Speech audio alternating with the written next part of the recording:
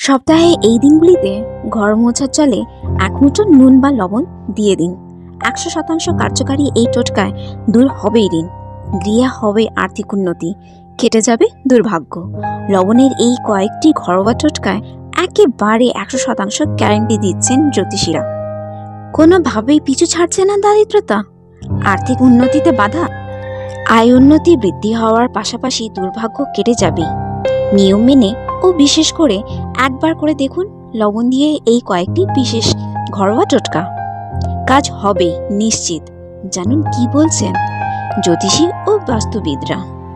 প্রাচীনকাল থেকেই বাস্তুশাস্ত্র এবং জ্যোতিষশাস্ত্র একে অপরের সঙ্গে অঙ্গাঙ্গভাবে জড়িত।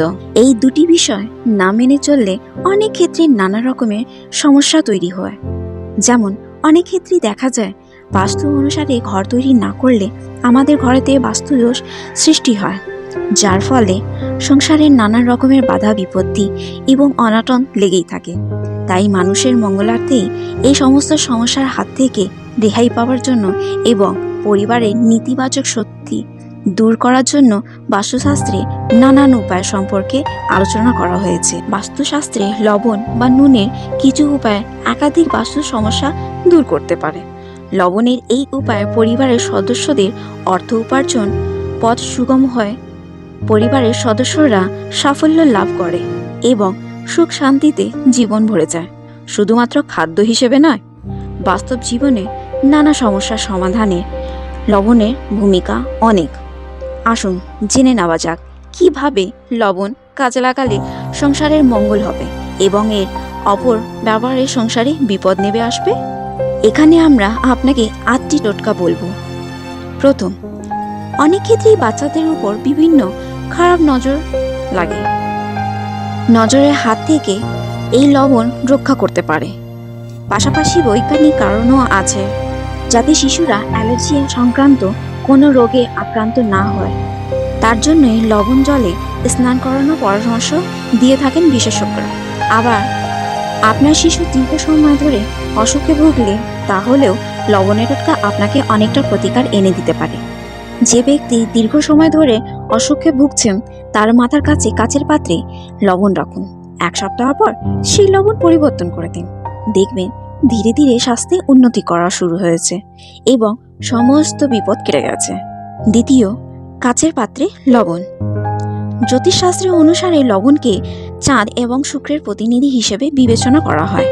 ইস্পাত বা লোহার পাত্রে লবণ রাখলে চন্দ্র এবং শনির মিলন ঘটবে, যা রোগ এবং দুঃখের কারণ হয়ে ওঠে। আবার ভুলেও প্লাস্টিকের পাত্রে লবণ রাখবেন না, এতে সংসারে দারিদ্র্য আসবে বলে মনে করা হয়েছে বাস্তুশাস্ত্রে। শুধুমাত্র কাচের পাত্রে লবণ রাখলে তার কোনো খারাপ প্রভাব পড়ে না। তৃতীয়, লবণ জল দিয়ে ঘর মোছন। ঘর থেকে নেতিবাচক শক্তি দূর করতে কাজ করে। এই জন্য ঘর মোছার সময় 1 চিমটি লবণ মিশিয়ে নিন। সপ্তাহে এটা 2 বার করতে পারলে আপনার ঘরে পজিটিভ এনার্জি প্রবেশ করবে। কথিত আছে, লবণ মিশ্রিত মোছা লাগালে শীঘ্রই ঘর ধন প্রাপ্তি হয়। চতুর্থ, গ্লাসে লবণ রাখুন এই জায়গায়। অনেক সময় আমাদের জীবনে প্রচুর অর্থাভাব দেখা দেয়। এই ক্ষেত্রে লবণের বিশেষ টোটকা দারুণ কার্যকারী হতে পারে বলে মনে করেছেন বাস্তু বিশেষজ্ঞরা। এই টোটকাটা করার জন্য একটা গ্লাসে 1 চামচ লবণ নিয়ে ঘরের দক্ষিণ পশ্চিম কোণে রেখে দিন। গ্লাসের সঙ্গে লাল রঙের বাল্ব রাখবেন। লক্ষ্য করে দেখবেন টোটকাটি করার কিছুদিনের মধ্যেই আপনার বাড়ি থেকে সমস্ত সমস্যা দূর হয়ে যাবে। তবে এই টোটকা রবিবার এবং মঙ্গলবার এই প্রতিকার করলে ফল পাবেন। পঞ্চম, যারা দীর্ঘ সময় ধরেই চাকরির চেষ্টা করেও চাকরি পাচ্ছেন না বা ব্যবসা ক্ষতির সম্মুখীন হচ্ছেন, তাদের জন্য শাস্ত্রে বিশেষ প্রতিকারের কথা বলা হয়েছে। এর জন্য আপনাকে আপনার হাতে পেশাই করা লবণ নিতে হবে এবং নিজের মাথার উপর 3 বার ঘোরাতে হবে। এরপর এই লবণটি দরজার বাইরে ফেলে দেবেন।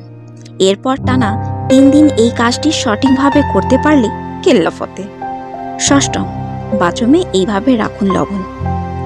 লবণ এবং কাঁচ উভয় রাহুর কারক হিসেবে বিবেচিত হয়, তাই কাচের কাপে লবণ ভরে টয়লেটের বা বাথরুমে রাখলে সেখানে নেতিবাচক শক্তি নষ্ট হয়ে যায়।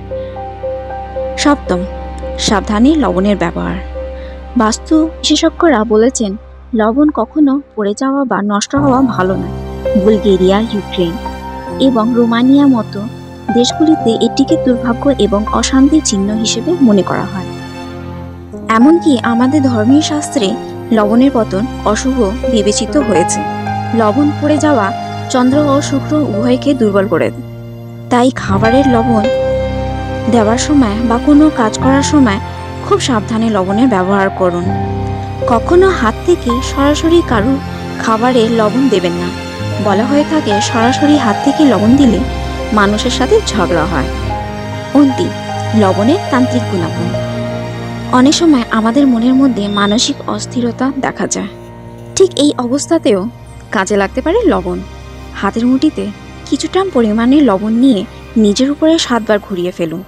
এবার সেটাকে ওয়াশ বেসিনে ঠেলে কিছুক্ষণ জল ঝরতে দিন। সমস্ত অস্থিরতা কিছুক্ষণের মধ্যে পুরোপুরি চলে যাবে।